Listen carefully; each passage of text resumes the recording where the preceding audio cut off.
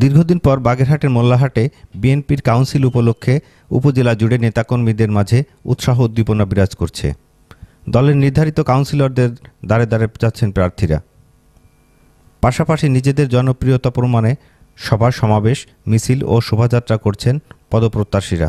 রবিবার বিকেলে উপজেলা বিএনপির সভাপতি প্রার্থী শেখ হাফিজুর রহমান ও সাধারণ সম্পাদক প্রার্থী হারুন আর রশিদের নেতৃত্বে একটি মিছিল বের হয়। উপজেলা সদরের বিভিন্ন সড়ক প্রদক্ষিণ করে মিছিলটি পুনরায় কলেজের সামনে এসে শেষ হয়।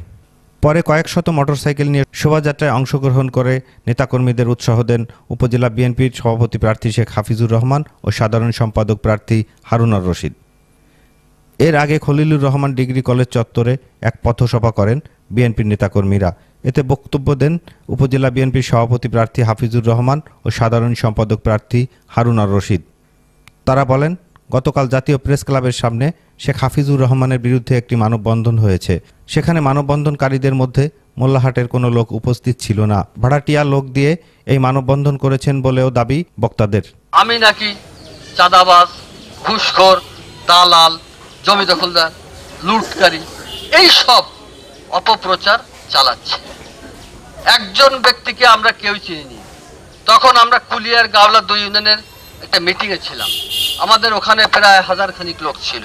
আমরা অনেককে দেখাইছি ফেসবুকে যে এনাদের কাউকে কি আপনারা চিনেন কিনা। কোনো একজনকে চিনতে পারেন, সব বাইরের লোক। হাফিজুর রহমানের 40 বছরের রাজনীতির ইতিহাসে একাধারে উপজেলা ছাত্র দলের সভাপতি, যুব দলের সভাপতি ও বিএনপির সভাপতি হিসেবে দায়িত্ব পালন করেছেন। উপজেলা বিএনপির আহ্বায়ক হিসেবেও দায়িত্ব পালন করেছেন দীর্ঘ সময়। তারা বলেন, এটা কোনো ব্যক্তির বিরুদ্ধে নয়, বরং মোল্লাহাট বিএনপির বিরুদ্ধে একটি অপপ্রচার। এসব নোংরামি না করে ভোটারদের কাছে গিয়ে ভোটের মাধ্যমে পরাজয় করে প্রমাণ করুন আপনারা জনপ্রিয়।